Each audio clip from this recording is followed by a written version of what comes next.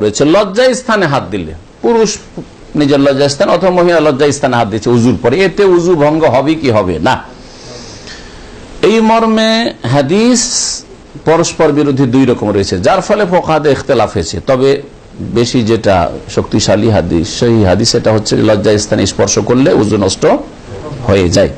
একদল বলছেন যে লজ্জা স্থানে স্পর্শ করলে উজু নষ্ট হয়, আর একদল বলছে লজ্জা স্থান শরীরের একটা অঙ্গ, সুতরাং স্পর্শ করলে উজু নষ্ট হয় না, যেমনই স্পর্শ হোক না কেন। আর একদল মাঝামাঝি, তারা বলছেন যে কামভাব নিয়ে যদি স্পর্শ হয়, টাচ হয়, কামভাব মানে যৌন চাহিদার সাথে, মানে স্পর্শের সময় একটু যৌন চাহিদা জেগে উঠেছে, তাহলে উজু নষ্ট হয়ে যাবে। তারা বলছেন যে কারণ তাতে মজিবের আশঙ্কা আছে, যখন রুকু সিজদা যাবেন, ঝুঁকবেন, একটু নড়াচড়া হবে, তখন মজি বেরিয়ে যাওয়ার আশঙ্কা আছে, সেই জন্য উজু ভঙ্গ হয়ে যাবে। কারণ আপনি স্পর্শ করেছেন সাধারণভাবে নয়, আপনি আপনার কাম ভাব নিয়ে, আপনার মনের চাহিদা, যৌন চাহিদা নিয়ে। জি, তো এই হচ্ছে তিনটি মত, তার মধ্যে সতর্কতা হচ্ছে যে উজু ভঙ্গ হয়ে যায়। কারণ বুসরা বিনতে সাফওয়ান রাদিয়াল্লাহু তাআলা আনহা থেকে বর্ণিত হাদিস, নবী করিম সাল্লাল্লাহু আলাইহি ওয়াসাল্লাম বলেছেন, মান মাসসা যাকারাহু, কেউ যদি নিজের লজ্জা স্থান স্পর্শ করে, ফালা ইউসাল্লি, নামাজ পড়বেন হাতে অতা যতক্ষণ পর্যন্ত উজু না করে নেবে। ইমাম আহমদ বর্ণনা করেছেন, আবু দাউদ, নাসাই, তিরমিজি এবং ইমাম তিরমিজি হাদিসটিকে সহিহ বলেছেন।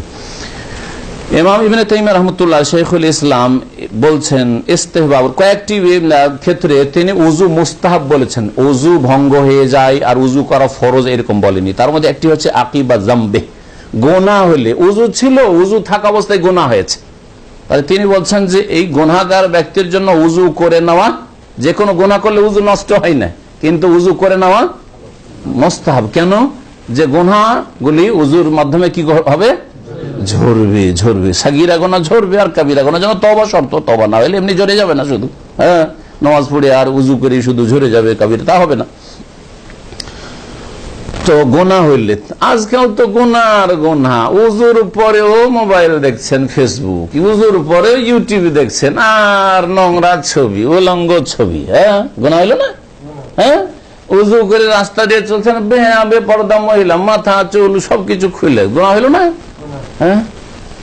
এগুলি যদি গুনাহ হয়, তাহলে উজুর পরে সিগারেট খোর যারা, ধূমপান যারা করছেন, এই মাসলা অনেকে জিজ্ঞেস করেন যে উজুর পরে সিগারেট ধূমপান করলে উজু নষ্ট হবে কিনা।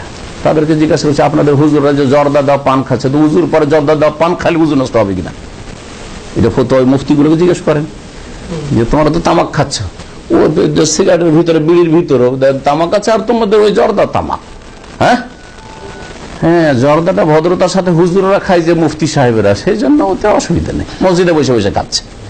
মসজিদে বসে কোনো গ্রামবাসী, কলেজ ইউনিভার্সিটির প্রফেসর মসজিদে বসে একটা সিগারেট টাইনার নেই, তো আর জান বাঁচবে না, বাংলাদেশ বাঁচবে, ভারতে বাঁচবে, শেষ করে দিবে মুসলিমরা, ঠিক না?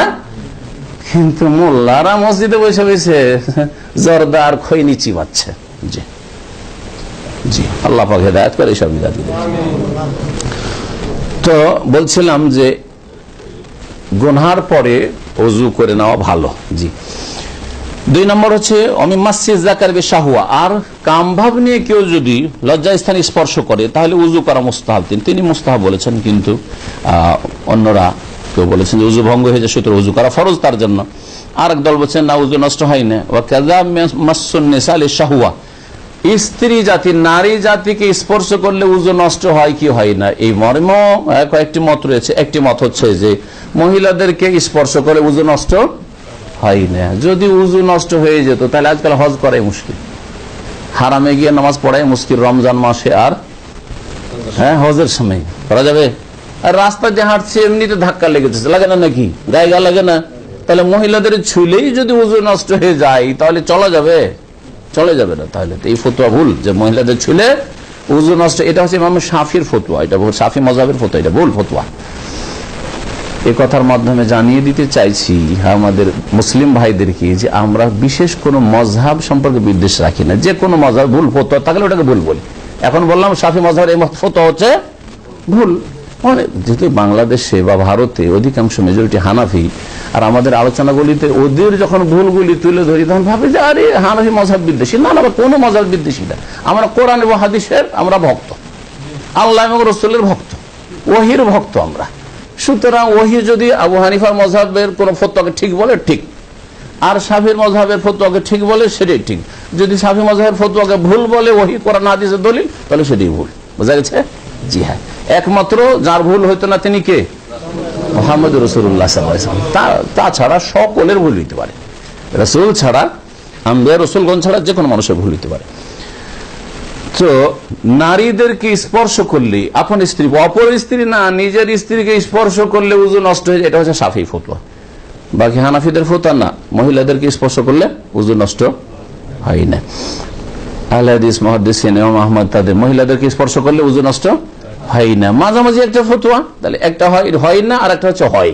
মাঝামাঝি ফতোয়া কি ইবনে তাইমিয়া রাহমাতুল্লাহ আলাইহি বলছেন, হ্যাঁ, যে যদি কামভাব নিয়ে স্ত্রীর গায়ে হাত দেয়, হ্যাঁ, স্ত্রীর হাতে মুসাফা করলেন কিন্তু একটু যৌন চাহিদা হইলো, হ্যাঁ, অথবা পিঠে একটু হাত দিলেন, মাথাখানে হাত দিলেন উজুর পরে, আর তারপর নামাজ পড়তে চলে গেলেন, বলছেন যে উজু করে নেওয়া ভালো। আশঙ্কা আছে এখানে, কারণ যখন একটু কামভাব হয়েছে তখন মজি বেরিয়ে আসবে না, কিন্তু আপনি যখন একটু হাঁটলেন অথবা মসজিদে বিশেষ করে নামাজ শুরু করে দিলেন, তখন শয়তান আপনার পিছনে লেগে যাবে, ধীরে ধীরে ধীরে মজিটা নেমে আসবে।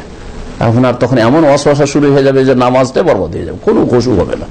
ওয়াসওয়াসা লেগে তো ভাই কি বেরিয়ে গেল না, কি যে হইলো, মনে হচ্ছে বেরিয়ে গেল, হ্যাঁ, নামাজ ছাড়বো না, হ্যাঁ, উভয় সংকটে পেরেশানি শেষ নাই, যে কোনো ইবাদত হইল না আপনার খুশুর সাথে।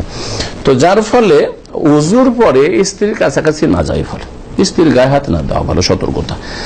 আর যদি কেউ হাত দিয়ে থাকে তাহলে সতর্কতা বা মুস্তাহাব যে উজু করে নিবে।